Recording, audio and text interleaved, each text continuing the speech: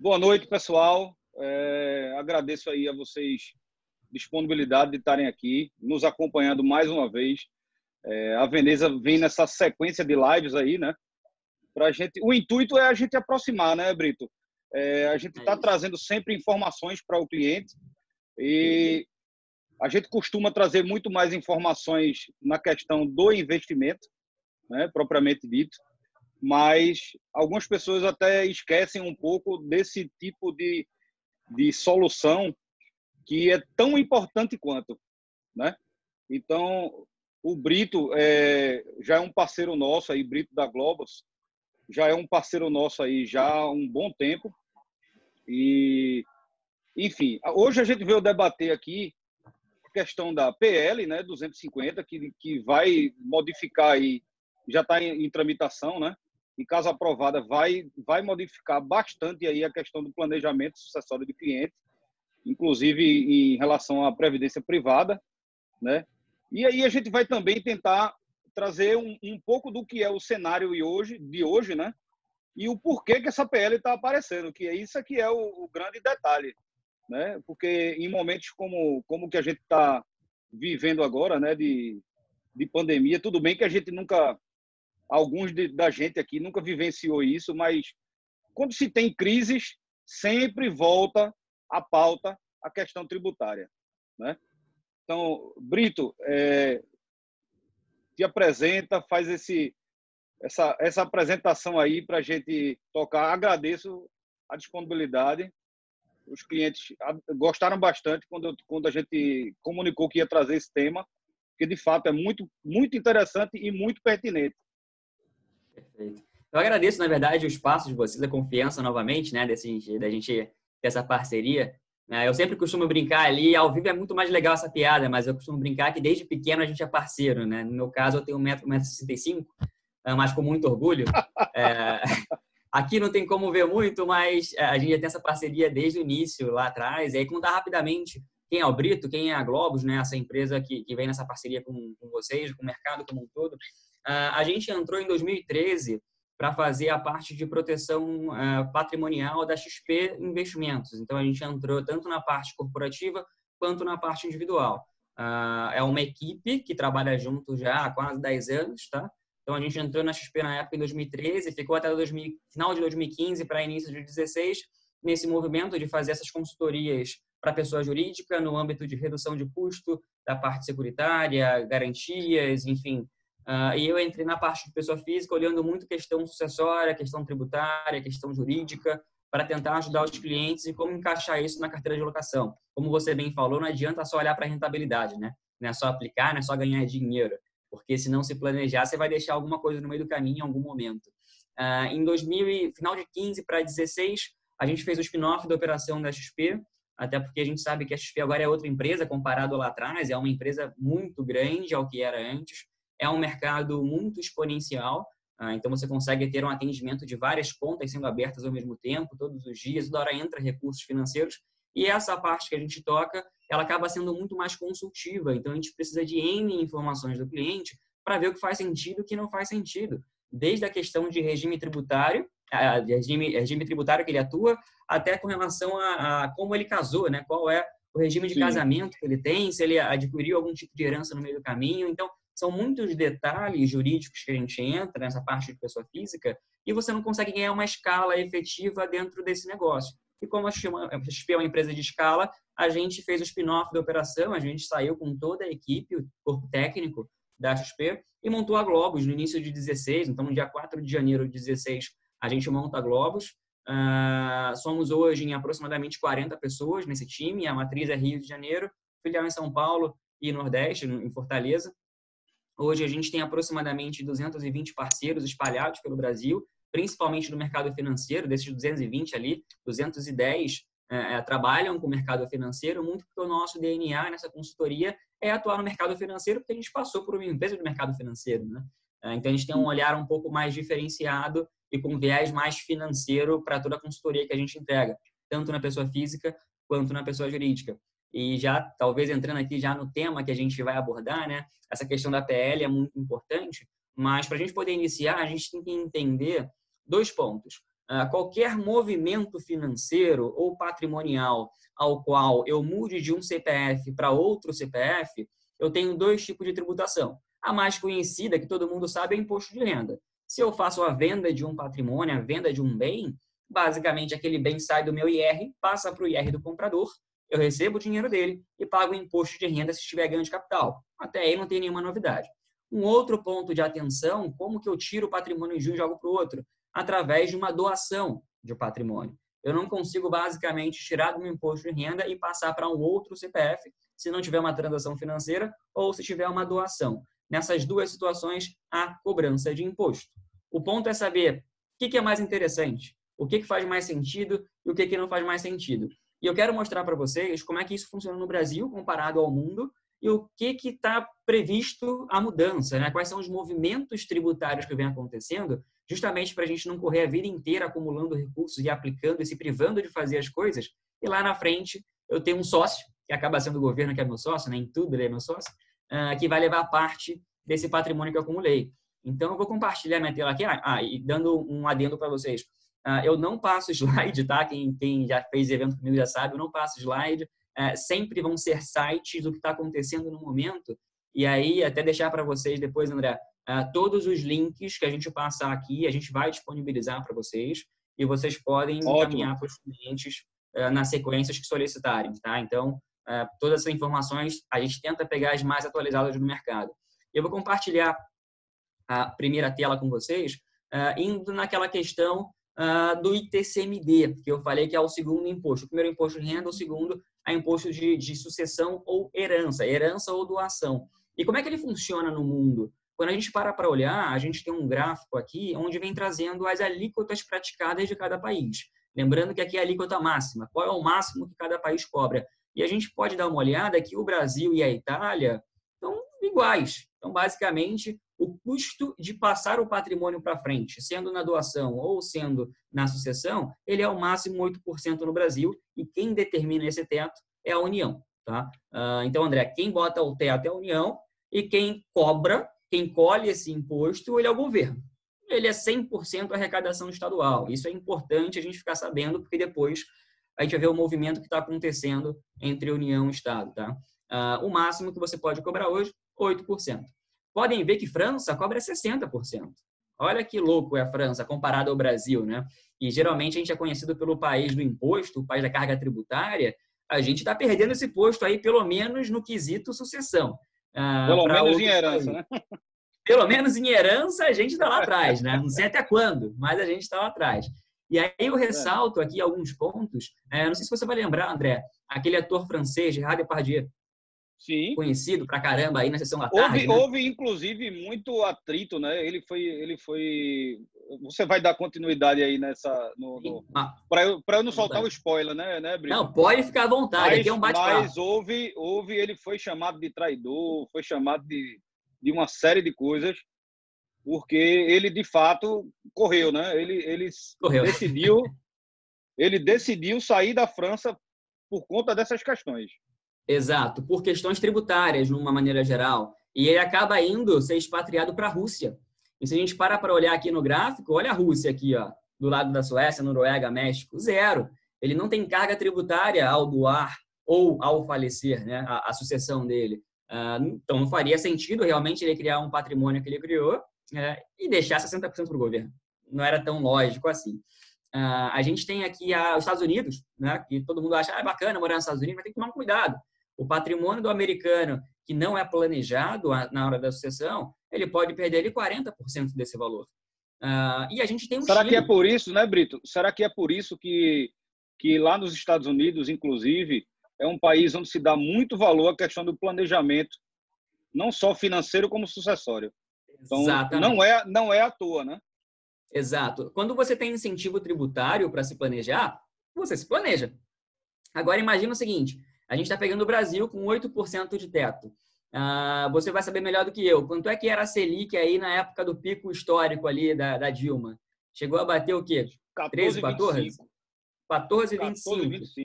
Na renda fixa, sem tomar risco nenhum, né? Sem tomar risco. Zero, sentado no sofá, risco zero, mais de 1% ao mês caindo. É isso. Era bom, né? Aquele 1% líquido passando ali e tudo mais. Acostumou muita gente mal, inclusive, né? Exato. Então, por que eu vou me planejar nessa questão sucessória se eu pago um imposto de 8 e a minha renda fixa entrega 14? Não faz sentido. Eu não tenho economicamente vantagem nenhuma, a grosso modo falando, de me planejar nesse sentido. Eu deixo do jeito que está e lá na frente a gente vê como é que fica, o famoso jeitinho brasileiro. Agora você pega países desenvolvidos, como o próprio Estados Unidos ali, que tem uma curva de juros bem baixa, comparado à nossa histórica aqui, que tributa 40%. Se esse camarada ele não fizer nada, quantos anos vai demorar para a família reaver o que ele perdeu ao longo do caminho? Então, esse é o primeiro movimento internacional ou global que a gente vê onde você tem incentivo tributário para planejamento, geralmente são os países que têm uma carga tributária sucessória maior do que os outros países. Aqui me chama a atenção alguns movimentos quando a gente olha a doação. Esse imposto, lembrando, ele vai tanto na herança quanto na doação. Deem uma olhada na Inglaterra. Dá uma olhada aqui na Inglaterra, André. 40% em caso da herança. Quando eu clicar em doação, olha para onde ela vai. 0. Isso quer dizer que alguns países têm incentivo tributário de você se planejar em vida e realizar esse movimento de passagem de patrimônio de um canto para outro, de um imposto de renda para outro. Entretanto, olha o Chile, o que aconteceu. Na doação... Japão sempre entre os primeiros, né? Tanto na herança como na doação. Perfeito. Ele fica ali entre os primeiros. Na verdade, o Japão ele não tem movimento diferente tributário. Na doação e na herança, ele é o mesmo 55. Você tem um benefício na França, exatamente, que ela cai para 45, né? E olha o movimento interessante do Chile. Na herança, o Chile tributa 25, já na doação tributa 35. Olha que louco. Ele dá mais incentivo tributário para você levar até o vencimento, por assim dizer, né? Deixar para os herdeiros na sucessão, do que se você se reorganizasse em vida fazendo esse movimento de passagem de bastão na doação. Então, cada país ele vai atuar de uma forma. E o Brasil, vocês viram aqui, que continua sempre 8%. Você não tem diferenciação de teto para doação ou para herança. O que acontece é que algum determinado estado acaba tendo benefícios a mais ou a menos ao doar do que deixar para herança. Ô Brito, mas tem um detalhe interessante aí, que a gente vê o Brasil, tanto na questão da herança como na doação, que ele vai estar ali com esse teto de 8%, porém, em caso de herança, existem outros custos envolvidos, né? Perfeito. Perfeito. E aí, eu acredito que é aí onde mora o detalhe da coisa.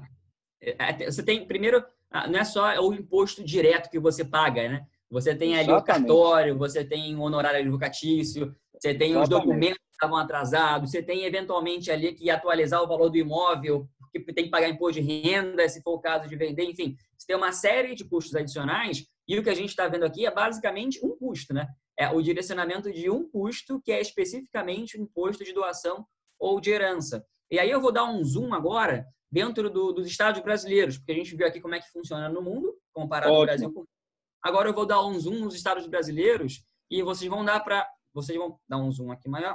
Vocês vão perceber que o máximo, obviamente, que os estados podem cobrar... Ainda está na outra tela aqui, Brito. Já está na outra? Espera aí. Deixa eu... Stop screen, stop share. Vê se... Não sei se foi. Não, ele está Ele voltou para mim. Agora vai. Show, é isso aí. Legal. Aqui é um mapa do Brasil, onde eu venho trazendo qual é o teto de cada estado, tá? Então, cada estado tem uma autonomia para colocar o valor que quer cobrar, limitado ao teto. Ele não pode colocar mais do que 8%, porque é o teto que a gente viu do Brasil, tá? Só me perdoem aqui, porque Minas Gerais ficou com 6%, mas, na verdade, o teto em Minas são 5%. É só esse ajuste que acabou não dando tempo de fazer. Mas Minas, 5%, todos os demais estados, eles já têm a alíquota corretíssima. Se a gente parar para olhar aqui especificamente Pernambuco, por exemplo, a gente está falando que Pernambuco já opta pelo teto nacional de 8%. Se pegar escalado, né? É escalonado. E eu vou trazer para vocês qual a diferença de um para outro ali. Mas no limite você vai cobrar 8%. Rio de Janeiro também é escalonado. A partir de 1,2 de patrimônio, se eu não me engano, 1.200.000, você já cobra 8%. E aí você vai ter o São Paulo, que cobra a metade do que cobram os estados aqui, né? Cobra 4%. Mas calma aí, São Paulo é a capital financeira do Brasil, né? É o que impulsiona esse Brasil. Por que cobra pouco, né? A gente vai começar a ver alguns movimentos acontecendo. Se a gente parar para dar uma visão geral desse mapa, a gente sente que o que está no centro-direita aqui, que seria mais para cima, a região do norte e nordeste, mais para o nordeste do que o norte até, você tem um movimento dos estados maior em cobrar o teto de 8%. Por que isso? Teoricamente, você tem nesses estados uma concentração maior de governadores mais centro-esquerda no poder, onde você consegue ter uma carga tributária um pouco mais elevada para ter uma arrecadação um pouco maior para o Estado e você conseguir trazer ali mais educação, mais saúde e assim por diante. Então, há uma tendência de você ter governos mais centro-esquerda, onde você acaba tributando mais, né? Um viés de maior tributação. Uma dica que eu posso dar, olha o Amazonas ali, 2%, né? Então, quem quer fugir um pouco dessa tributação... Então, eu estou achando que Gerard Depardieu brasileiro, ele deve estar procurando já se mudar para a Amazônia, né? Se ele gostar de árvores, por que não, né? Mas são opções. Pode ver que cada estado ali ele tem autonomia para fazer o que ele quiser, obviamente limitado ao teto federal de 8%. E nesse caso, especificamente de Pernambuco, eu vou compartilhar uma outra tela com vocês, que é interessante. A gente vai ver ali as alíquotas que são preenchidas. Aqui eu tenho, novamente, todos os links vão ser encaminhados para vocês, e vocês podem depois darem uma olhada de novo. Pernambuco, isso, só solicitar que eu vou fazer uma lista, Brito, que aí fica mais fácil, né? E aí, quem for solicitando, a gente já vai mandando. Legal. Aqui, ó, em Pernambuco, até 200 mil, você tem uma cobrança de 2% nessa alíquota de doação, tá? Pernambuco, efetivamente, não tem muita diferença entre doar e deixar para herança. Acaba sendo as mesmas alíquotas e os mesmos valores, tanto para doação quanto para herança. Pode ver que, a partir de R$400 mil, você já tem uma alíquota máxima, que é o teto de 8%, e Pernambuco não pode mais cobrar mais do que os 8%. Um ponto de adendo, mas isso quer dizer que se eu doar R$10 para o meu filho, a grosso modo falando, né, eu vou ter que tributar? Não. Porque aqui embaixo a gente tem uma isenção tributária até R$50 mil. Tudo que eu fizer de doação limitado a R$50 mil naquele exercício, você não tributa. Você tem um benefício fiscal ali de não tributação desse valor. Tudo que ultrapassar 50 até 200, ele começa já a entrar nessa alíquota de 2, 4, 6 e 8. Tá? Cada estado ele vai ter uma forma de trabalhar. Por exemplo, o Rio de Janeiro, ele já pega aqui de unidades de medidas, né, federativas. Então, esse URF aqui está aproximadamente 3,30, 3,50. Esses 8%, esses 400 mil aqui, a gente está falando daquele 1.200.000 que eu falei. Então, passou de 1.200.000, 8% que o Estado do Rio cobra. E qual é a isenção fiscal que ele faz na doação? 39.993. Pode ver que já não são os 50 mil de Pernambuco, mostrando ainda a isenção de cada estado. E cada estado diz quanto quer que tributar, qual as margens que ele bota. Olhando para São Paulo, a gente vê que não tem escala. A gente tem apenas 4% e acabou. Independentemente do volume patrimonial, você vai ter uma alíquota ali de 4% com isenção maior, até pelo poder econômico e aquisitivo per capita da região, de R$69 mil. Tudo que for doado até R$69 mil, você vai ter um benefício tributário de não haver essa tributação. Até aqui, a gente não trouxe muita novidade. A gente trouxe informação para poder balizar todo mundo na mesma página, né? A gente viu como é que funciona essa questão do imposto. Entrando especificamente na questão da PL, que é algo que chamou a nossa atenção perante o mercado como um todo. E especificamente eu peguei uma parte de um tributarista que a gente gostou bastante da forma com que ele colocou, que fica bem fácil do entendimento. O que ele trouxe nessa matéria? Ele vem falando que o Estado de São Paulo ele aproveita a pandemia para propor alterações nesse imposto. ITCD, ITD, ITCMD, acaba sendo a mesma coisa no final das contas. A gente pega aqui 2 deputados do PT, Partido dos Trabalhadores, e eles propõem uma alteração dessa lei, né, uma proposta de lei, ao qual eu trago 4 principais mudanças. E dessas 4 principais mudanças, 2 elas podem afetar mais ainda quem está em outros estados que já não possuem o teto, né? Primeira mudança é mudar de 4 para 8, isso não afeta o Pernambuco, não afeta outros estados que já optam por 8, mas é uma primeira mudança importante quando a gente fala em São Paulo, dado o poder aquisitivo e teoricamente, o patrimônio que as pessoas conseguem acumular em São Paulo. É uma arrecadação super importante para o governo estadual, se ela conseguir sair de 4 para 8. Até então, o que a gente tinha de informação é que teria sim uma atualização e esse 4% iria para 5%. Só que a nossa surpresa foi que eles já trouxeram para dobrar, né? Não foi um movimento muito mais traumático do que você aumentar de 4 para 5. E ele vem trazendo as diferenças entre doação e herança, efetivamente. Até que chega aqui nos 6%, eles se equivalem, tá? Qual é o importante de dizer, André? Todo o patrimônio do cliente que ultrapassar, então, cliente que somou todo o patrimônio, bateu esse 2,5 milhões, ele vai pagar esse imposto de 8% quando for em São Paulo. Ah, mas funciona como a tabela de imposto de renda? Não. O que é a tabela do imposto de renda? Quando você tem um patrimônio de 2,5 milhões, não quer dizer que aqui o patrimônio que está entre 800 e 1.400.000 vai tributar 5%. E o outro patrimônio vai tributar 6%. Não, ele vai pegar todo o seu patrimônio. Quando eu falo todo o patrimônio, casa, carro, investimento, cotas de empresa, tudo que você declara no seu imposto de renda, ele vai somar tudo isso e se bater o teto de 2,5 milhões, aproximadamente aqui, já se paga 8% em cima de tudo. Então, é assim também que funciona no Pernambuco. É assim que Perfeito, Brito. Inclusive, uma coisa que algumas pessoas não se atentam e a gente fica até um pouco surpreso, que as pessoas não pensam no patrimônio global, né? Que é exatamente isso. Se o cliente tem um investimento no banco X, Y e Z, isso entra para inventário, isso entra na conta. Exato. Tá? Se ele tem imóvel, se ele tem casa de praia, a participação que ele tem na empresa, tudo isso, a gente precisa fazer um planejamento para isso aí. E a gente se pega surpreso porque algumas pessoas ainda não se atentaram a isso. Patrimônio não é só dinheiro, né? Patrimônio é tudo. Claro. O que você tem declarado é seu. E para ser de outra pessoa... Tudo que a gente vai construindo, né, ao longo da vida. Exato. E para ser de outra pessoa tem que pagar o imposto. É incrível, né? A gente trabalha tanto, já paga tanto imposto em vida e ainda tem esse imposto de sucessão que a gente viu que é até barato comparado a outros países. Não dá nem para reclamar desse imposto. Ainda está barato. Então, essa é a primeira mudança que não afeta muito os outros estados, porque os estados, na maioria das vezes, já estão no teto, né? Rio de Janeiro, Pernambuco, Ceará e assim por diante. Então, aqui não afeta tanto, mas é importante para mostrar que não é igual a tabela do IR. Ele de fato, passou da alíquota, passou de 2,5 milhões, passou de 400 mil, de 600 mil, dependendo do estado, você já vai para a alíquota máxima daquele estado. Um outro ponto, que aqui é um ponto de atenção, são as avaliações dos bens, o que tem muita gente que não sabe isso. Brito, eu tenho um imóvel, um terreno de 500 mil reais que está no meu imposto de renda por 500 mil, mas na verdade ele vale 2 milhões. Né? Eu vou pagar esse imposto em cima de 500 ou em cima de 2 milhões? Tá aqui, ó. A legislação atual, ela já dispõe que a base de cálculo é o valor de mercado do bem. Então, já acontece isso.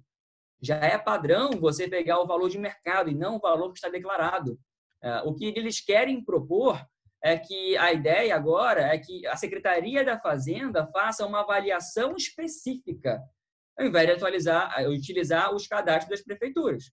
O que é uma atualização específica, André? O que você acha isso? No limite, vai ser algo para poder aumentar o valor. Não passa nada. Não vai passar nada despercebido. Né? Não tem mais jeitinho, não tem... porque a prefeitura não atualizou. Não, esquece. Agora vai ter Secretaria da Fazenda, com essa PL passando. Em alguns estados já é Secretaria da Fazenda, tá? Mas, via de regra, você tem uma defasagem de informações. Sendo a prefeitura, cada prefeitura, né? Então, nesse caso, você vai começar a ter uma mudança de base. O patrimônio que eu tenho na minha pessoa física, lembrando, nesse exemplo de São Paulo, 2,5 milhões já pago 8%. Mas eu tenho 1 milhão na Previdência, eu tenho 1,5 milhão de liquidez e tenho mais 500 mil de imóvel que está declarado. Eu vou pagar, então, para a alíquota de 2 milhões, não para de 2,5 milhões, que é o máximo. Não. Se esse imóvel, o valor de mercado dele for acima de 500 mil, ele vai ser considerado o valor de mercado. Mesmo que o recebedor, mesmo que a herança, ao chegar para o herdeiro, ela seja colocada no IR dele aos mesmos 500 mil.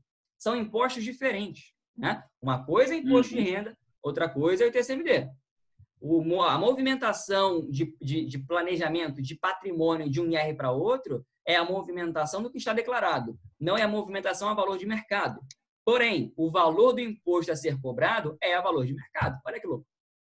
Se você quiser atualizar esse imóvel de 500 mil para 2 milhões, você vai ter que recolher o ganho de capital. Então, além desse imposto, ainda teria o ganho de Ainda capital. tem um ganho de capital. Aqui Então, em Recife, Brito, já houve uma movimentação da prefeitura, para você ter uma ideia, de atualização dos valores dos imóveis. E já causou um alvoroço. Por quê? Porque quando chega no comecinho do ano, o pessoal já vai sentir um impacto ali no IPTU. IPTU, verdade. Entendeu? Então, o pessoal já ficou um pouco... Então, se fosse para a prefeitura, digamos assim, atualizar pelo valor real, cara, o rebuliço ia ser muito grande, porque o aumento de imposto provavelmente ia ser bem violento. Imagina uma atualização no IR, né? Se tiver que atualizar no teu IR o valor de mercado, como é que fica? Fica impraticável. Né? Então, para a gente poder começar a pensar no que está acontecendo e a gente começar a entender quais são os mecanismos que o mercado financeiro vai ter à disposição para minimizar essa... É uma contração, é uma reação, na verdade. Né? Toda ação feita pelo governo, de uma maneira geral, o mercado tem que reagir de alguma maneira defensiva. Então, essa é a segunda mudança que eles querem fazer da atualização dos valores desses imóveis. Outra coisa interessante, né, Brito? Só te interrompendo um pouco, a forma como a gente vê que cada caso é um caso. Perfeito. Né? A gente vai ver clientes só com investimento, clientes só com previdência, clientes que não têm filho, cliente que tem um patrimônio grande, cliente que tem holding, patrimônio, que tem holding, que não tem, sabe? E chegou-se num momento onde a holding, digamos assim, era a solução para quem tinha um patrimônio mais elevado, mas ela também tem alguns detalhes que a gente precisa ficar atento. Né? Perfeito. E é o ponto que a gente vai entrar agora. Justamente nessa questão das cotas patrimoniais, das cotas de empresas. Olha qual é a terceira mudança pela PL, a PL 250. Atualmente, a legislação admite utilizar o patrimônio líquido das sociedades quando não há negociação das cotas. O que a PL vem trazendo? Ela basicamente quer um ajuste, uma reavaliação dos ativos e do passivo dessas empresas, incluindo a atualização dos ativos ao valor de mercado na data do fato gerador. Isso quer dizer o quê? Montei uma holding patrimonial. Nessa holding patrimonial, basicamente, eu integralizo aquele meu bem que está na minha pessoa física, eu coloco nessa PJ e eu coloco a 500 mil, naquele exemplo que eu dei inicialmente, né? Vale 500 mil, mas o mercado vale 2 milhões. Eu integralizo a 500 mil reais, não tenho mais o bem e minha cota vale 500 mil reais, que é o valor que eu integralizei. O que a proposta vem trazendo? Que na hora da sucessão, na hora de passar essas cotas para frente, haja uma atualização desses bens, desses imóveis que estão dentro dessa empresa. Logo, se eu fiz uma PJ, uma holding, com o intuito de redução de base para efeito de cálculo, eu começo a ter uma defasagem patrimonial, porque eu faço um movimento desse, eu pago os impostos que tenho que pagar, se estiver venda de imóvel, enfim, e no final das contas eu vou acabar pagando a base de cálculo a mesma, a base de imposto a mesma do que se o imóvel estivesse na pessoa física. Não estou falando que holding é ruim, eu só estou falando que esse benefício tributário, que até então era muito bom para holding, você pagava o imposto em cima do valor declarado, né? Geralmente 20%, 30% do valor do bem. Então era muito bom essa redução de base. A partir de agora, você tem uma atualização a valor de mercado desse patrimônio dentro dessa holding, o que atualiza o valor das cotas, o que aumenta seu patrimônio e seu imposto vai acabar sendo maior, né? Vai ter uma base maior de cobrança. E também tem outro detalhe, Brito, que a gente, até no bate-papo, você comentou também, que é a questão, por exemplo, de um herdeiro que está na holding e ele chega a falecer antes de quem montou a holding, digamos, do pai, né? Exato. E o filho faleceu antes do pai. Então, é muito comum, né? Esse movimento de doação. Eu faço a holding, dou tudo e, teoricamente, resolvi. A gente tem que começar a tomar alguns certos cuidados. E a gente sempre, nessa nossa consultoria, nesse nosso bate-papo com os clientes, a gente sempre fala de maneira muito clara para o cliente que não tem milagre, não tem produto resolvedor de tudo. O que faz se resolver um problema é um somatório de ações que são tomadas. E dentro dessas ações, somente a holding pode não ser totalmente assertivo. Por exemplo, você faz uma holding, você vai e doa essas cotas para os herdeiros. Teoricamente, é um movimento mais assertivo a se fazer. Só que no meio do caminho, você colocou dinheiro dentro dessa holding. O dinheiro aplicado pela empresa A tua empresa holding, ela é patrimonial. Ela foi feita para você gerenciar teu patrimônio, não foi feita para você aplicar no mercado financeiro. Logo, a rentabilidade dessa holding, dessas aplicações, ela vai entrar como outras receitas no seu balanço, chegando a 34% de imposto de renda. Enquanto que se o dinheiro estivesse na pessoa física, você teria ali debêntures incentivadas, enfim, LCI, LCA, CRI-CRA, que tem isenções fiscais. Logo, você tentou fazer um movimento defensivo no âmbito sucessório e prejudicou o movimento tributário. Então, abrir uma holding e colocar o patrimônio lá dentro não é quesito de resolução de todos os problemas. Abrir a holding e não doar a cota, você basicamente resolveu algumas questões. Você paga menos, não estou falando dos impostos de renda e tudo mais, e para isso você ainda consegue organizar. Mas para o quesito sucessório, já que essa PL se passar, você vai ter uma atualização de base, se você não doar as cotas, não tem muita diferença financeiramente no final das coisas, nas contas. Deixa eu só desativar aqui, que eu acho que ficou pronto. Agora, perdão. Nada. Você não tem Exatamente, muita diferença, né? É isso. Eu acho que, Brito, o ideal é a gente sempre estar revisando, né? Até porque, digamos, dependendo da idade do cliente, o cliente está em plena fase de construção de patrimônio, né? Perfeito. Então, não existe o produto perfeito, não existe a solução perfeita. A gente vai precisar sempre estar revisitando aquilo e sempre estar revendo. Caso, às vezes, o cliente precisa de um pouco mais de proteção nesse sentido, né? Exato. E aí, nesse caminho também, né? Imagina que ele botou todo o patrimônio na holding, doou toda a cota e todo o patrimônio está lá. Ele doou tudo, já resolveu a sucessão. E aí acontece de vir mais um filho, né? Surgiu mais um herdeiro. Exatamente. E faz o que nesse momento? Se ele já ultrapassou a legítima, que era a parte disponível dele. Então, tem uma série de situações que não dá para ser milagroso. Não existe fazer uma estrutura única e ser milagrosa. O importante é a junção de todas elas e conseguir ser assertivo na resolutividade. Ainda entrando aqui no quarto ponto que chama mais atenção, e esse sim mexeu com o mercado financeiro, que é a inclusão da previdência nesse imposto. Então, o projeto inclui como contribuinte solidário as entidades de previdência complementar. Logo, haverá tributação sobre PGBL e VGBL.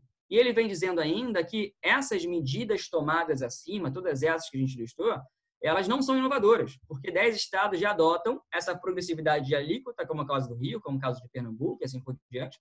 O Rio de Janeiro já cobra ITCMD sobre previdência, tanto PGBL quanto VGBL, e Goiás está muito à frente no que tange a avaliação de mercado, né? O valor de mercado do bem. Nesse momento, André, o que a gente fazia até então para montar uma carteira? A gente monta a carteira do cliente, pega um percentual e coloca em previdência. Coloca em VGBL, né, na média. Para você ter um benefício sucessório e, eventualmente, um benefício fiscal, tributário, de não pagar esse imposto. Essa PL passando, você vai ter margem para outros estados copiarem esse mesmo movimento. E nessa cópia, tributariamente falando, acaba não ficando mais vantajoso. Tão vantajoso assim a previdência. Esse tipo de jurisprudência, né, como se chama aí mais ou menos no meio jurídico, aconteceu, inclusive, quando se pensava que previdência privada era algo inalienável. E isso deixou de acontecer. Inclusive, um caso mais ou menos recente aí foi o caso de Lula, né? Lula teve a previdência dele apreendida e tinha alguns milhões lá, enfim. Exato. Mas também é outro detalhe importante, né?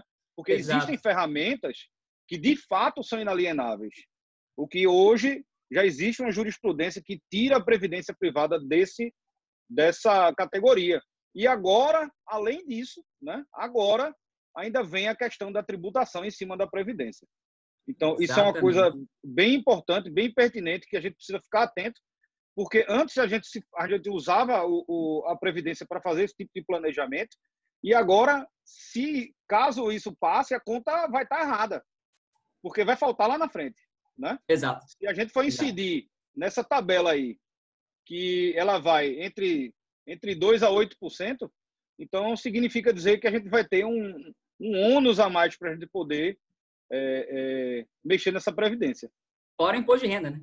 Você vai ter que somar imposto de renda ainda. Exatamente. E aí esse ponto é bem importante, você falou da questão da jurisprudência, porque geralmente a gente costuma utilizar a mesma analogia para o sentido da não proteção jurídica da previdência, efeito de bloqueio, como o caso de Lula que você falou, e nessa questão também de interpretação jurídica para a cobrança do ITCMD. Por quê? A Previdência, por incrível que pareça, André, ela não tem uma lei própria, sabia? A Previdência não tem uma lei específica da Previdência. Não existe isso. A Previdência ela fica num limbo jurídico. E qual é esse limbo? Enquanto eu acumulo patrimônio, enquanto eu aporto, eu tenho rentabilidade, eu tenho gestor, eu posso tirar o dinheiro, posso botar dinheiro, posso fazer o que quiser. Aquele é um fundo de aplicação, é um fundo de investimento. Sim. Logo, qual o benefício jurídico, qual o benefício que você vai ter perante a lei de ter uma coisa inalienável, né? A questão jurídica forte da Previdência passa quando ela passa a ser probabilidade. O que é probabilidade? Pode acontecer ou não acontecer. A partir do momento que eu tenho uma Previdência de R$1 milhão e eu peço para a seguradora, Icatu, eu quero uma renda de R$5 mil enquanto eu estiver vivo.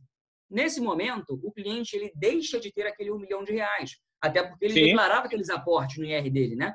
Se você declara que você tem uma previdência, aquele é seu patrimônio. Teoricamente, um juiz pode tomar o que é seu e ele vai em cima do seu patrimônio. Quando você não tem mais o seu patrimônio, nesse caso de solicitação de uma renda, você tem um a receber. Quando você tem um a receber, você tem uma probabilidade. Nesse caso, ele usa a veste jurídica do artigo 833 do Código Civil, que é a parte do seguro, porque o seguro ele é 100% probabilidade. Ele não tem um fundo de acumulação em paralelo. A previdência passa para essa esfera jurídica quando eu peço a renda, porque eu deixo de ter o ativo e passo a ter o a receber. Se eu viver pra caramba, viver muito, prejudicado foi a seguradora. Se eu viver pouco, eu fui prejudicado, dependendo da ordem que eu escolhi a previdência, né? Então, esse é a primeira ação se você tiver esse olhar, tanto para a questão de penhora, quanto para a questão de sucessão, ele acaba tendo margem para discussão. Porque quando eu falo em sucessão, o que tem acontecido muito? O cliente ele nunca teve previdência, chega com 99 anos, ele resolve ter uma previdência. Movimento brusco, sem histórico e geralmente com volumes financeiros interessantes. Você chama atenção. Quando você faz esse movimento, que você não tem histórico, você acaba tendo uma prerrogativa de tentativa de burlar tributo. Nessa lógica, é a hora que o Estado ele entra. Por exemplo, o Rio de Janeiro não tem uma lei própria para cobrar, apesar da matéria a gente ter visto a lei que já cobra esse TCMD, mas ele tem jurisprudência de entendimento. Até então, ele cobrava na fonte. Olha só, faleceu, eu vou pegar aqui meu X% e você decide depois se era para ter pego ou não. Quando que era de fato para pegar? Quando o cliente ele nunca teve uma previdência, ele colocou um volume financeiro alto e faleceu pouco tempo depois. Foi um movimento de burlar imposto. Quando o cliente ele tem uma previdência com o intuito de acumulação e aposentadoria, ele já vem há 5, 10, 15, 20 anos acumulando, você tem uma argumentação jurídica para poder se defender. Você não teve um movimento de má-fé na operação. Do nada, você não botou na previdência para burlar imposto. Então, eram esses casos que os advogados entravam contra o Estado do Rio pedindo uma reavaliação desse imposto. E quando se comprovava que tinha boa-fé no processo, ele não fez agora a previdência para a sucessão, ele conseguia uma devolução. Dado que estava tendo um trâmite burocrático muito grande, resolveu-se continuar cobrando, mas não na fonte. Ele dá uma indicação de flag patrimonial, você abre o inventário, a previdência não cai no inventário, mas você sabe quanto que ele tinha ali no saldo, que ele declara os aportes feitos, e depois ele vai ter que fazer esse ajuste via inventário para poder pagar o saldo de previdência. Tá? Lembrando, não é lei, é entendimento jurídico. Porém, André, já tem Estado, e já há algum tempo, que tem uma lei própria para tributar essa questão. Só existe um Estado na federação que ele tem uma lei própria de tributação. E eu vou compartilhar com vocês aqui, e foi uma lei que entrou um decreto em 2016. Tá? Foi no estado do Ceará. Se eu não me engano, em 2016 era o Cid Gomes, né, o governador, salvo engano. E ele decreta o que aqui? Ele fala acerca desse imposto que a gente está falando, o ITCMD. E ele vem linkando tudo que acaba entrando nesse imposto. No artigo 8º, ele bota, sujeita-se à incidência desse imposto PGBL e VGBL. Nesse caso, não é mais jurisprudência, André. Nesse caso aqui é entendimento de lei. Não tem mais como discutir. E a partir do momento que virou entendimento de lei, e a gente viu lá na PL 250, que é uma questão solidária das entidades seguradoras, isso quer dizer que vai pegar na fonte. Porque eu tenho uma indicação lá já, né? E eu tenho um movimento já de lei daquele estado. Nenhum outro estado na federação tem uma lei para isso, apenas o estado do Ceará. O segundo estado, a gente estava acompanhando, que iria colocar e que iria aderir a essa característica, seria Minas Gerais. A tendência é que o segundo estado da federação que coloque isso seja São Paulo, com essa PL 250. E a gente sabe que São Paulo, ela acaba sendo referência para muitos outros estados, né? E passando Exatamente. isso em São Paulo, a tendência é que isso vá para outros estados. E nesse momento é onde o mercado financeiro tem que achar solução. Você não pode continuar fazendo o que você vinha fazendo sempre se tem um movimento tributário jurídico agora entrando novo. A gente tem que tentar combater isso, tá? E nessa linha, eu estava vendo um blog, como foram 2 deputados do Partido dos Trabalhadores que propôs essa PL, eu entrei no blog deles para poder entender qual era o movimento que eles esperavam, né? Qual a expectativa de retorno, por que disso. E eu achei um ponto interessante até, um dos comentários dentre eles falava o seguinte: se essa PL 250, que é para sair de 4% para 8%, aumentar o valor dos imóveis na pessoa física, atualizar o valor dos imóveis na PJ e entrar PGBL e VGBL, se ela tivesse em vigor ao todo de 2019, no ano inteiro, de janeiro a dezembro, E entrar quantos bilhões? Teria uma arrecadação a mais do que foi arrecadado, uma arrecadação a mais de 3,2 bilhões. 3,2 bilhões a mais, com uma mudança simples. E por que ela é simples? Porque eu não altero nada federativamente falando. Eu já tenho estados fazendo isso. Já tenho o Ceará com uma lei própria para a Previdência. Eu já tenho estados cobrando 8%, que é o máximo que pode cobrar. Eu, enquanto São Paulo, cobro 4%, estou defasado a metade. Eu posso subir tudo isso. Então, se eu boto 3,2 milhões na operação no estado, olha quanto de grana vem para a saúde, para a educação, para a infraestrutura, saneamento básico, enfim. Você tem margem para poder trabalhar e justificar juridicamente um movimento desse. E que acaba sendo até plausível, se você parar para olhar, se realmente fosse aplicado onde deveria ser aplicado, né? Tem um âmbito filantrópico, e se a gente parar para olhar, é literalmente um imposto Robin Hood. Você acaba tributando de quem tem mais patrimônio, teoricamente, para trazer aquela famosa igualdade social. Tá? É verdade. E aí o Ceará vai deixar esse adendo aí, né? Porque, deixa eu só ver aqui, que tem umas... que tem um microfone aqui aberto. Mas aí o Ceará fazendo isso, ele já vai deixar a margem para os outros estados começarem a pensar dessa forma também, né? Inclusive, agora, depois dessa pandemia, onde a gente vai ter empresas com dificuldade, a arrecadação despencando, né? Vai ser praticamente inevitável a gente não ir mais para o lado dessa questão fiscal, né? Exato. E o Covid agora, né? Quantos bilhões não foram colocados, né, no mercado para tentar reaquecer o mercado e entra num movimento totalmente político também. E o que eu quero trazer agora para vocês é o seguinte: a gente viu que tem alguns estados já estão no teto, então não se preocupam tanto com isso. A preocupação dos estados que já estão no teto é com relação à inclusão na Previdência, é a atualização dos imóveis e das cotas das empresas. Porém, a gente sabe que tudo que é ruim pode piorar, né, André? Nem sempre o fim do poço chegou. E um ponto importante que eu vou mostrar para vocês é que o que eu apresentei no primeiro slide foi o comparativo Brasil e demais países do mundo, né? E a gente viu que tem possibilidade, sim, de aumento desse imposto. E o que eu quero trazer para vocês é um projeto de resolução do Senado, do senador Cid Gomes, que é o mesmo senador que era governador lá na época do Ceará. Que implementou no Ceará e agora ele está entrando com um projeto de lei. Exatamente. O que ele vem estabelecer aqui? Ele estabelece a alíquota máxima desse imposto, o ITCMD. E o que ele vem trazer efetivamente? Ele quer que saia dos atuais 8% e vá para 16%, André. Ele quer dobrar a alíquota. Olha que louco. Ele quer dobrar essa alíquota. E se a gente parar para olhar, quando que ele quer que entre em vigor? 1º de janeiro de 2020. Era para ter entrado em vigor. Isso quer dizer que ele solicitou essa movimentação ano passado, meio do ano, talvez final do ano. André, ele pediu 16% e a gente nem tinha Covid. Imagina com Covid para quanto vai essa conta. E o que ele justifica nesse movimento?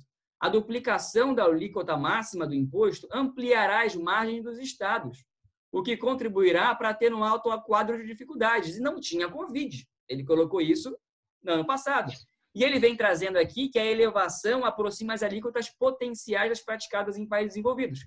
E ele vem listando aquela primeira página que eu mostrei para vocês, inclusive o Chile, em 25%. Ele justifica o movimento, sem Covid, que é o principal. Com o movimento de Covid, os estados estão mais quebrados do que antes. A federação também começa a ter uma defasagem fiscal. E um ponto principal dessa história, o que a gente acredita que deve acontecer, é o seguinte: a União é o cara que bota o teto, né, que a gente falou. O máximo que pode ser cobrado, quem diz é a União, e o Estado vai dizer quanto quer cobrar.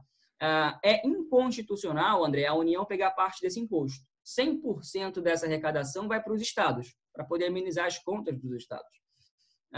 Por que a União aumentaria esse teto se ela não vai pegar nada? Primeiro ponto de atenção é isso, né? Porque já era para ter aumentado. Se eu tenho ali o Chile com 25%, eu tenho justificativa mais do que plausível para mostrar para o mercado que eu posso aumentar isso. Desde 2015, tem uma solicitação no CONFAS para poder alterar de 8% para 20%. Só que nunca andou. A gente também nunca teve um governo centro-direita, depois de muito tempo que entrou esse governo agora, né? Um governo teoricamente mais reformista. Só que a gente está falando em mudança de imposto. Isso é antipopular para quem que é um empreendedor, né? Que é um cara que gera a riqueza do país. E aí o adendo que a gente faz, o ponto de atenção para reflexão. A gente não conversou com o Paulo Guedes, a gente não conversou com nenhum político. Aqui é o que a gente interpreta dos movimentos que vem acontecendo já há longo tempo. Você viu que o Chile tributa 25%. A gente tem um ministro da Economia que ajudou a construir parte da economia chilena. A gente tem uma necessidade de ajuste fiscal no Brasil. Só que a gente não pode ser impopular a ponto de falar que vai subir esse imposto. Logo, o que a gente interpreta de movimento de mercado? Primeiro é tirar a inconstitucionalidade da União pegar parte desse imposto. Dado que 100% vai para o Estado e a União não pode pegar nada, o que a gente acredita? Para deixar de ser inconstitucional, tem que ter uma reforma. E a reforma tributária, que ainda não entrou e a gente não sabe o texto base. O que a gente aposta, se pudesse apostar minhas fichas, é que na reforma tributária não vem alteração de base tributária. Na reforma tributária a gente acredita, pode ser que não aconteça isso, mas pode ser que aconteça que venha uma alteração do texto, trazendo tudo que for cobrado pelos estados acima do teto atual de 8%, vai ter uma ameação entre Estado e União. Tudo que continuar sendo cobrado até o teto atual é 100% dos estados. A partir desse momento, ele passa a ser constitucional uma possível elevação dessa alíquota. Só que não vai ser o Paulo Guedes, não vai ser a economia ali, o Bolsonaro, quem está na situação, que vai colocar uma questão impopular para o mercado de subida de carga tributária. Na verdade, eles querem o contrário, eles querem desonerar a carga tributária. Só que isso é uma canetada do Senado, né? A gente viu ali que o próprio senador Cid Gomes ele já colocou, já se antecipou nesse movimento. E a gente sabe que para o povo como um todo, quem acabou de ser eleito? Foi o governo atual, o executivo. Quem é mais popular entre um e outro? De uma maneira geral, é o executivo. Não é o Senado. O Senado ele tem uma má fama comparado ao executivo ali para muitos. Porém, se eu tenho uma caneta de elevação de imposto, ao qual apenas a elite acaba sendo prejudicada, isso é um imposto Robin Hood, como eu já falei.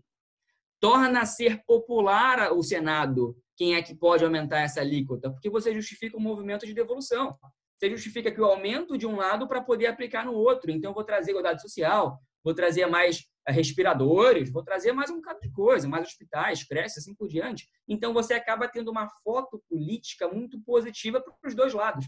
Você continua com um viés pró-mercado, né? Vamos trabalhar, vamos tirar a carga tributária para o executivo, e você tem um movimento de elevação de imposto que vai afetar diretamente quem gera riqueza, quem tem patrimônio mais elevado, porque a gente vê ali que ele tem uma escalonada, todos os estados acabam escalonando. Pouquíssimas pessoas, proporcionalmente falando, vai ter um patrimônio de 2,5 milhões em São Paulo. A grande maioria vai ficar ali na alíquota de 3%, 4%, 5% se for o caso. Logo, quem tributa mais ali é quem gera riqueza. E quem gera riqueza é quem está no mercado, que é justamente a galera que está a favor do Paulo Guedes. Ele tem feito muitas propostas positivas para que eles continuem trabalhando. Só que a gente vê um movimento em conjunto. A gente não acredita que esse movimento de aumento dessa alíquota proposta pelo Cid, ele aconteça antes dessa reforma passar, porque é nesse momento que ele consegue juntar o útil ao agradável. Verdade. Muito bem colocado, né? Porque agora a gente vai começar mais uma guerra aí, né? Como a gente vai ver não só a situação que o Brasil já se encontrava, né? E a gente vai ver agora o déficit público explodir, dívida pública explodir, né?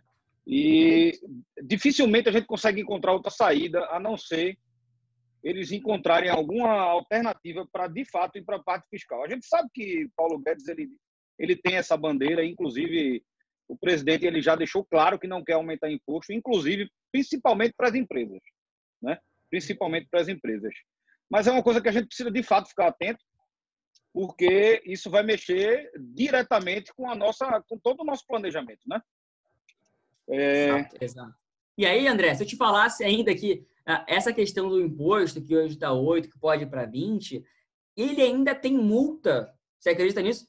Se você abrir um inventário, não honrar com o período de pagamento, se você botar um valor que de fato não é aquele valor para ser cobrado, você ainda tem multa a pagar em cima desse montante. Olha que absurdo. Então, o planejamento realmente patrimonial e financeiro, ele eventualmente vai ter que ser considerado até uma elevação de multa. Não é nem elevação de base fiscal, que no máximo é 8. Mas esse 8 é a porta de entrada. Esse 8 seria o mínimo, teoricamente, né? Seria um fluxo padrão de você cumprir todos os prazos, pagar o que tem que pagar, mas ele ainda pode ter multa, que pode dobrar até essa alíquota. Então, esse é um movimento porque todo o patrimônio, independentemente se for líquido ou mobilizado, ele acaba entrando no inventário quando eu deixo como herança. E para tirar do inventário, eu tenho que pagar esse imposto. Aí o cliente pode perguntar, mas eu tenho uma conta conjunta com a minha esposa. Resolve? Olha, no jogo hoje, dependendo do volume patrimonial e financeiro, você consegue até movimentar eventualmente. Só que você vai ter a pior, na minha cabeça, a efeito de planejamento, uma conta conjunta, quando você dá baixa no CPF da pessoa, ela já teoricamente trava todas as contas. E eventualmente, dependendo do volume retirado dessa conta, o juiz ele vai ver que teve uma movimentação pós-baixa de CPF. E você vai ser obrigado ali a devolver esse recurso, podendo até tomar algum tipo de multa pelo movimento não feito corretamente, por assim dizer. Então, não adianta ter apenas dinheiro. Esse dinheiro tem que estar em ativos ao qual minha família consiga ter acesso. Porque se ela não tiver acesso, eu vou ter uma postergação desse imposto, eu não vou pagar no prazo adequado e eu vou acabar pagando multa de um imposto que já é, se a gente parar para olhar, meio que bizarro. Eu já paguei todo esse imposto para poder adquirir esse patrimônio. Vou ter que pagar mais para deixar? Sim. Lá paga 60, aqui paga 8, né? Não tem muito para onde correr. Exatamente. A gente, inclusive, né, Brito, a gente trabalha, quando a gente vai fazer um planejamento, a gente tem uma base aí de cerca de 20% para a gente fazer toda essa questão de tramitação, inclusive impostos e advogado e etc.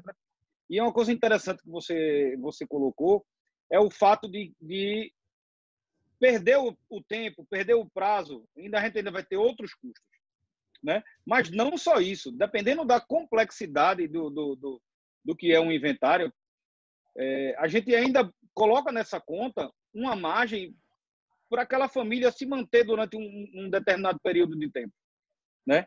Que isso é bem importante, porque a gente sabe que inventário, mesmo quando a gente tem poucos bens, pode ser até rápido, né? Você faz até via cartório e a coisa mais rápida, 90 dias, 60 dias, 90 dias se resolve.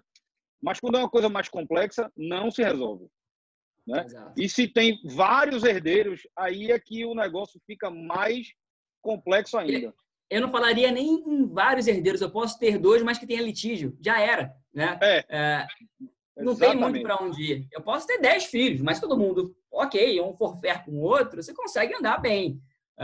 No máximo, a complexidade de pegar um tá num estado, tá em outro. Mas se um falar não, você acaba travando todo o processo. Tem casos onde ficam no inventário durante vários anos, porque a família não tem liquidez, tem que vender um imóvel que está no inventário com uma autorização judicial e tem um irmão que mora nos Estados Unidos que não quer vender, ele não precisa daquele dinheiro.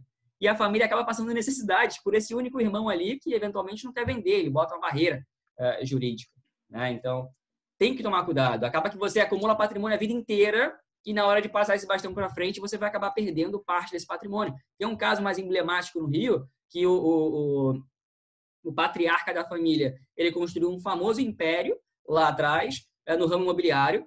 Ele faleceu e ele deixou nada mais, nada menos que 34 apartamentos na zona sul do Rio de Janeiro. Agora, você imagina o volume patrimonial ilíquido, porque esse daqui é tudo tijolo. que ele deixa para a família? Ele deixa um império, ele deixa muitas dívidas, porque você pega um período de vacância, um período de Rio de Janeiro quebrado, que você não consegue botar todos os apartamentos para alugar, alto valor de IPTU, alto valor de condomínio, que tem que ser colocado, e quem aluga esse imóvel não paga por fora. Ele vai pagar normal, ele vai pagar para dentro de quem ele contratou. E nesse caso é o inventário. Então o inventário acaba recebendo esses aluguéis, a família fica sem liquidez, mas fica com 34 imóveis na vieira solto. Né? Então, a forma com que é feita a construção do patrimônio, ela vai dizer a forma com que tua família vai lidar com esse patrimônio na frente. Não adianta construir um império. A gente nunca ensinaria esse cliente, não é? A gente não está aqui para ensinar, acumular patrimônio, riqueza. Os clientes já acordaram, sabem como fazer isso. A gente pode otimizar algumas questões. O nosso papel aqui é minimizar esse trauma de passagem de bastão. Eu sempre brinco, né? Eu comparo o cliente com aquele corredor 4 por 100. Aquele corredor, ele nasceu para correr. Você não vai ensinar aquele corredor a correr.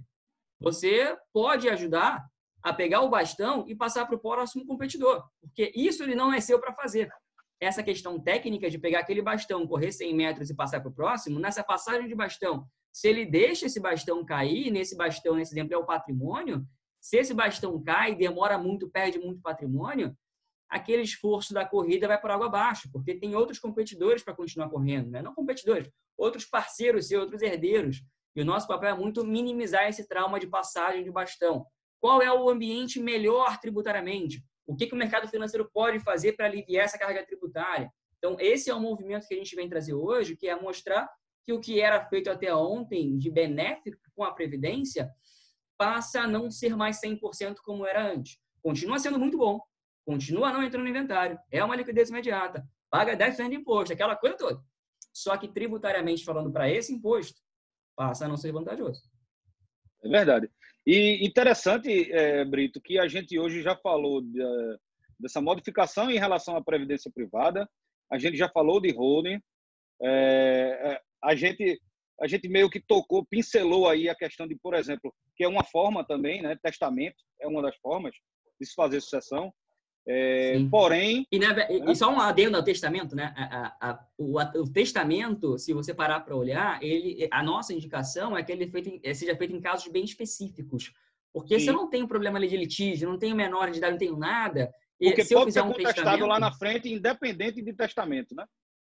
Pode, e o ponto principal, se eu tenho um testamento, eu tenho que ter alguém para validar aquela minha vontade. E esse alguém não pode ser meu tio, ele tem que ser um juiz. E para ser um juiz, tem que ter um advogado, então tem um custo com um advogado. Se eu não tenho um testamento e faleci, eu posso ir na via extrajudicial, que é como você falou, vou no cartório, tenho 90 dias, 100 e poucos dias para poder resolver, e não tenho essa carga a mais de um advogado ali, pelo menos ele não vai cobrar o que cobraria no inventário. É só para tomar esse tipo de precaução, porque dependendo da situação faz muito sentido o testamento, mas dependendo se talvez vai demorar mais, vai postergar mais, né? Tem um caso aqui de casa mesmo, da avó da minha esposa, a irmã dela faleceu em 2013.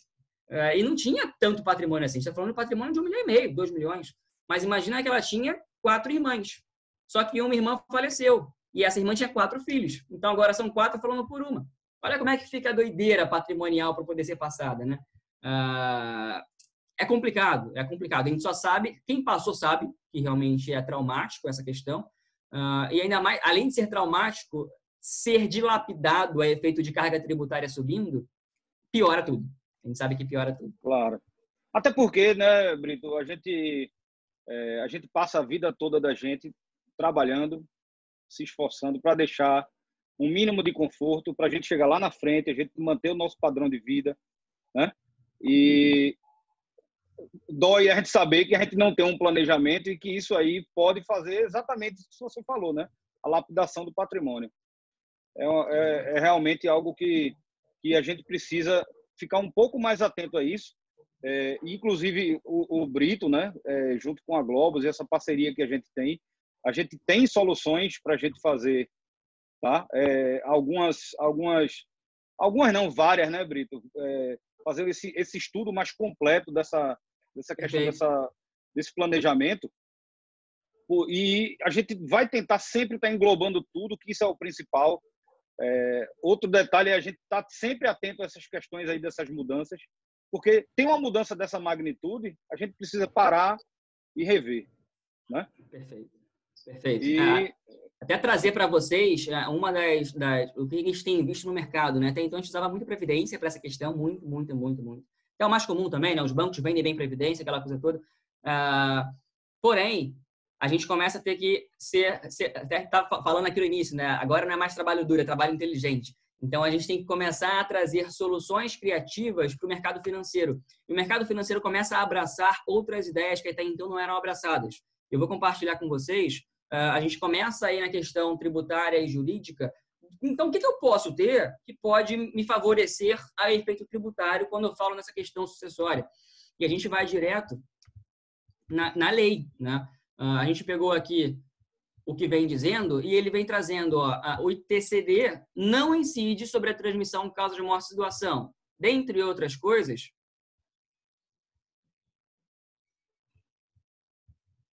No recebimento do capital estipulado de seguro de vida ou pecúlio por morte. Lembra que eu falei que a Previdência não tem uma lei própria? A Previdência ela fica no limbo jurídico. Na hora que ela está acumulando, ela é acumulação. Na hora que eu peço renda, enfim, ele acaba virando probabilidade. Nesse momento da probabilidade, entra em vigor esse artigo. Não pagamento de TCMD em cima desse ativo Previdência, porque até então ele era visto como um seguro. Porque ele deixa a herança, é VGBL, Vida Geradora de Benefício Livre, enfim, tem uma série de questões. A lei, ela mudou? Não, ainda não, porque ainda não passou aqui. Do Estado mudou, né? Mas o que teve margem para a Previdência ser mudada foi justamente ela não ter uma fortaleza, não ser forte em uma lei própria. Ela se respaldava na lei do seguro quando precisava. Quando eu não precisava, eu era acumulação. Eu tinha rentabilidade, eu tinha um bocado de coisa, né? O mercado financeiro começa a enxergar com outros olhos algumas estruturas mais específicas que já foram criadas, até então você só encontrava no mercado internacional. Isso é muito comum você encontrar nos Estados Unidos, no Japão, na Europa como um todo, porque você tem uma carga tributária muito mais elevada. Então, você tem um incentivo tributário a se planejar com esse tipo de estrutura. Infelizmente, no Brasil, você não tinha esse incentivo tributário e você tinha um player no mercado que até hoje faz isso, que são os grandes bancos que acabam, de certa forma, pejorativando o ativo seguro. Você tem ali muita venda de empurradas, venda de produto, me ajuda a bater meta, aquela coisa toda, que no final das contas você fez porque você queria... Para de me encher o saco. Toma aqui meu dinheiro, meus R$50 e cancela daqui a 3 meses. Você banaliza. Você não resolve. A estrutura jurídica, a estrutura tributária desse produto, desse ativo, ele sempre foi benéfico. O problema é que o Brasil nunca teve característica de produto. Estruturalmente, na questão tributária, sempre foi boa. Mas o produto que tinha no Brasil, você não tinha atratividade. Você tem a pegadinha, pelo em ovo, aquela coisa toda. O mercado financeiro, vendo esse movimento tributário acontecendo com a Previdência, teve que se reinventar. E uma dessa reinvenção acaba sendo estruturas de compra patrimonial. Então, imagina que existem no mercado financeiro já à disposição, lembrando, o mercado financeiro está abaixo do Banco Central. Essa estrutura, para ser resolutiva a esse ponto de não pagar imposto, não poderia estar abaixo do Banco Central. Ela teve que vir abaixo da SUSEP, que é um outro órgão do governo brasileiro. Nessa SUSEP, ele regulamenta quem? As seguradoras. E as seguradoras conseguiram, com a inteligência dos países já desenvolvidos, montar estruturas no Brasil ao qual a veste jurídica dela estivesse respaldada no ativo seguro de vida. Então, existem estruturas, André, ao qual eu posso dar um exemplo aqui de um cliente que a gente fez uma reunião semana passada e ele optou por isso. Cliente de 50 anos de idade, enfim, de Salvador, 2 filhos, aquela coisa toda, ele tem interesse em sucessão e ele tinha uma previdência para deixar para esses filhos. Tá? R$1 milhão aqui, o valor da previdência, vamos chutar esse valor. Faz sentido ele ter a previdência para sucessão? Ainda faz, porque é uma liquidez imediata, não passa por um inventário, aquela coisa toda. Porém, o imposto a gente sabe que vai entrar e vai ser alto. E eu até falei para ele, foi o que abriu mais ainda os olhos dele. Não é difícil a gente encontrar clientes que vêm do banco que tem um P de pato, PGBL, e progressivo. Todo mundo sabe que PGBL progressivo, você vai pagar 27,5% do valor que está lá. Supondo que você tem uma previdência progressivo, PGBL, R$1 milhão, se você falece, vai ser 27,5% de imposto de renda a ser pago. Considerando que esse imposto de 8 foi para 20, que deve acontecer isso, e ele começa a entrar na Previdência, você paga mais 20 em cima do saldo de 1 milhão. Isso quer dizer que a carga tributária em cima desse ativo é de 47,5%. É o mesmo que Luxemburgo, que cobra 48%. É mais do que o dos Estados Unidos. Então, o poder da informação é diretamente proporcional ao quanto você vai ter de saving ou não. Nesse caso específico da consultoria, a gente pegou o patrimônio que ele tinha, nesse caso era um VGBL regressivo, esse valor ele queria deixar para os herdeiros dele. E o que a gente montou? Com 50 anos, a gente pega 6% desse 1 milhão, então 60 mil reais, coloca nessa estrutura sucessória que o mercado tem à disposição, e eu repito esse movimento de realocação de carteira ao longo de 10 anos. Então, são 10 aportes, um a cada ano, que no final desses aportes eu coloquei 600 mil reais lá dentro. Quando eu faço o primeiro aporte de 60 mil ou 6%, para esse exemplo, eu tenho uma estrutura sucessória de 1 milhão de reais. Nesse momento, André, que eu faço esse movimento com o nosso cliente, ele aporta 60 mil e não declara. Por que ele não declara? Porque isso é considerado um serviço, isso é uma despesa não dedutível no imposto de renda. Logo, os aportes de 60 mil não são declaráveis, não é meu patrimônio. Eu tive aquele gasto fiscal naquele ano corrente. Eu baixei do meu imposto de renda. Aquele 1 milhão de reais, que é a indenização para o meu herdeiro, ele nunca foi meu. Eu nunca declarei. Se ele nunca foi meu, eu nunca declarei, não é considerado juridicamente uma herança. Se não é herança, eu não pago o ITCMD. Se aquele patrimônio nunca foi meu, eu nunca declarei, eu não tenho ganho de base. Eu paguei 600, eu vou ter 1 milhão de indenização, então eu tenho que pagar imposto em cima da diferença? Não, porque eu nunca declarei nem os 600. Eu gastei aquele dinheiro, é um serviço, é similar ao seguro do seu carro. Então, essa estrutura inteligente faz total sentido na carteira de alocação do investidor, que tem um saldo em previdência e quer que essa previdência vá para terceiros. Nesse momento, esse 1 milhão de reais, ele teve que tirar 60 e botar nessa estrutura para ter 1 milhão de reais. Esses 940 mil que sobraram, ele pode até tirar da previdência, ou ele pode manter na previdência.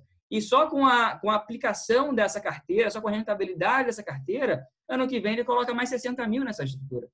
No D0, ele sai de 1 milhão, que é o saldo da previdência, para 1 milhão nessa estrutura sucessória, mais 940, que foi a diferença dos 60 mil que ele tirou. Então, ele tem um valor patrimonial de 1.940. Dessa maneira, a gente consegue otimizar a questão patrimonial do cliente. Ele não vai perder patrimônio no caminho. Pelo contrário, no final das contas, ele comprou dinheiro barato. Ele comprou dinheiro por 60% do que valia e parcelado em 10 anos. Né? Dessa forma, a gente consegue otimizar tributariamente, porque não tem imposto em cima de nada, e consegue otimizar até a liquidez que ele possui hoje. Porque esse cliente específico, ele falou, cara, eu vou esquecer que eu tenho esse 1 milhão, porque é para os meus filhos. No momento que ele faz esse movimento, ele pode lembrar que tem 940 mil, porque ele colocou 6% e regiou a operação do mesmo 1 milhão.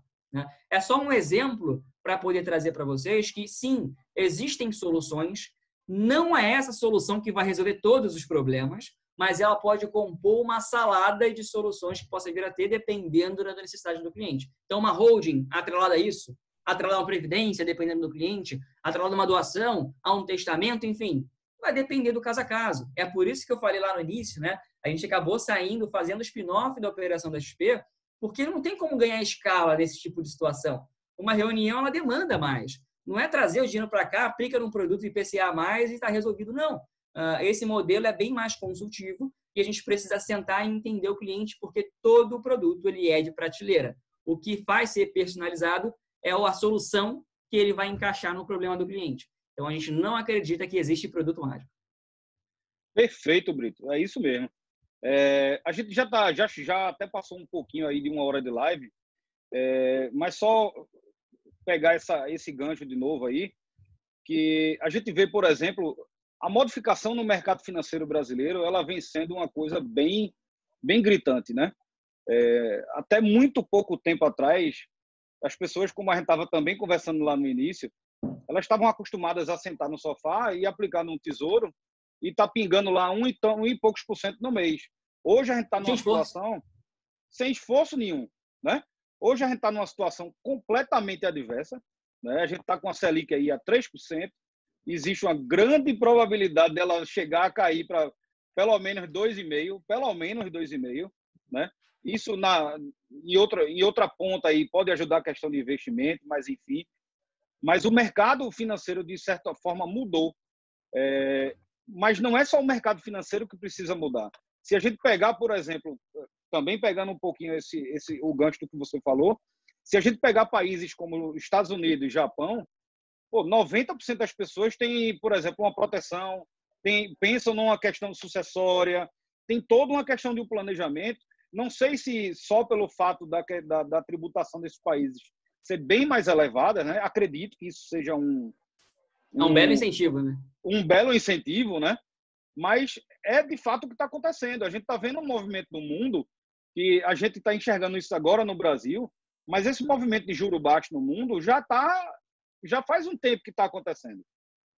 Exato, entende? Exato. Então, ele está fazendo as pessoas se mexerem um pouco mais na questão do investimento, tá?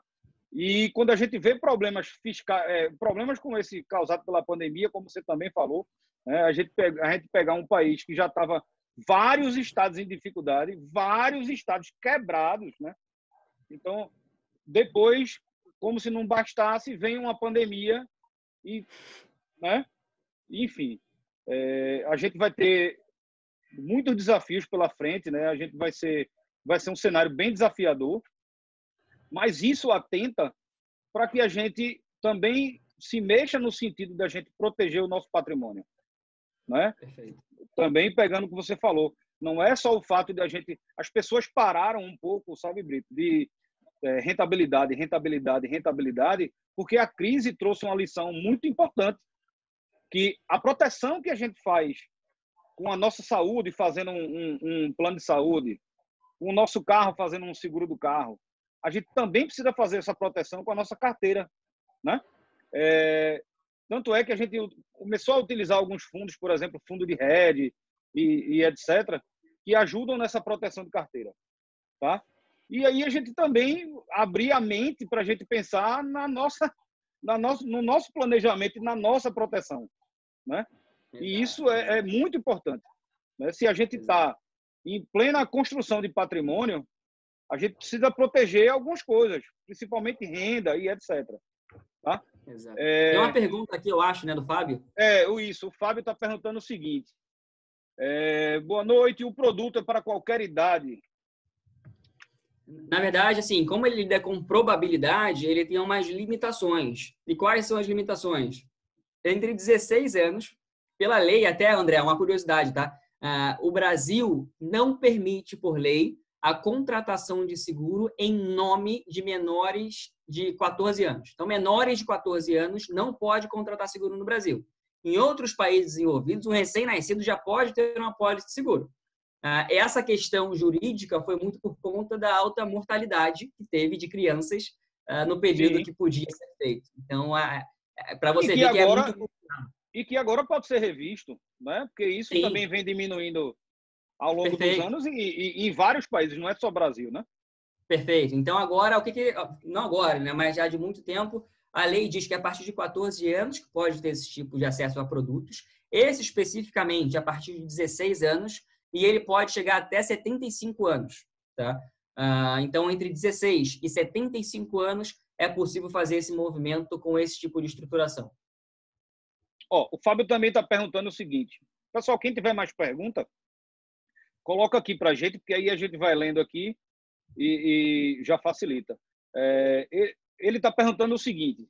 Se para fins de sucessão, ele pode fazer, por exemplo, uma apólice para terceiro, no caso, o pai dele.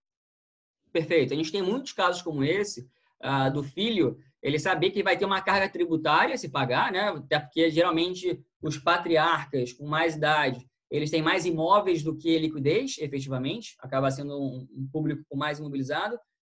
E eles optam por fazer uma estrutura no nome do pai. Até mesmo o filho pode pagar essa apólice e o filho pode ser o beneficiário dessa estrutura. Então, ao invés de ele pegar o dinheiro dele e aplicar numa renda fixa, aplicar no CDB, ainda mais com curva de juros tão baixa, né? Ele opta por fazer esse tipo de estruturação, que em algum momento, ele bota em 10 anos, em algum momento ele vai pegar de volta esse recurso isento de tributação. Vai ajudar a pagar os impostos todos da tramitação, né? E ainda vai ter, eventualmente, um ganho de capital, porque ele vai sobrar dinheiro. Ele vai pagar o que tem que pagar, ainda vai sobrar um eventual dinheiro. E um ponto interessante, que também é possível, lembra que a gente falou dessa questão de doação? Você tem ali, você vai pagar imposto, se doar e tudo mais. Essa estrutura ela não é considerada patrimônio, como já foi dita. Isso quer dizer que, se eu sou o patriarca, eu tenho, por exemplo, 76 anos. Teoricamente, eu passei da idade de poder fazer essa estrutura. E eu tenho filhos ali de 50 anos, eu posso fazer essa estrutura em nome dos meus filhos. Então, eu, patriarca, faço os aportes para os meus filhos e deixo os meus netos como beneficiários. Isso quer dizer o quê? Nesse exemplo, o patriarca, se ele tem um filho, ele vai doar, entre aspas, 600 mil para aquele filho, 60 mil ao longo de 10 anos, né? Não é considerado doação, então você não paga imposto, porque foi uma defasagem fiscal, foi um gasto fiscal. O seguro desse filho, a estrutura desse filho para o neto dele, vale R$1 milhão. Logo, os 600 mil que cairiam no inventário do patriarca não caem mais, porque ele gastou esse dinheiro. E esses 600 mil passa para a terceira geração, passa para o neto dele, valendo R$1 milhão. Você aumenta o valor patrimonial deixado quando o filho, né, acabar falecendo para o neto. Então, tem várias situações que podem ser montadas e que podem ser bem interessantes, mas depende muito do caso a caso. É isso. Maravilha, Brito. Eu só tenho a agradecer tua disponibilidade, parceria da Globos. A gente sempre tá junto aí. O Brito nos auxilia, inclusive, em desvendar alguns casos complexos. Né? Só mais uma pergunta para a gente fechar aqui. O Paulo está perguntando o seguinte: se pode ser usado para sucessão patrimonial no caso de morte de um dos sócios. Sim, boa colocação. Existem também estruturas que a gente inclui, principalmente para quem tem escritório de advocacia, para quem tem até assessor de investimento, né? Quando você tem uma empresa que dependa de você e seu filho não é capaz de assumir esse negócio, a gente pode montar estruturas em nome de cada sócio para a empresa receber esse recurso, a empresa pagar esse recurso, né? E ter liquidez no caixa para recomprar as cotas desses herdeiros, fazendo com que esses herdeiros não entrem no negócio e os sócios que ficaram ali remanejem essas cotas desse sócio que acabou falecendo. Então, existe sim essa estruturação.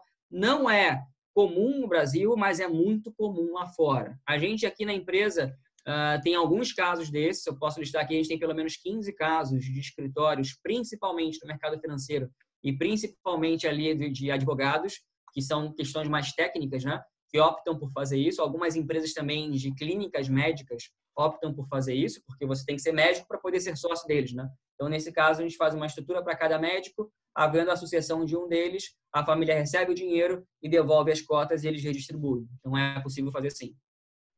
E dependendo da tributação que a empresa faz parte, isso ainda pode entrar como despesa, né, Brito?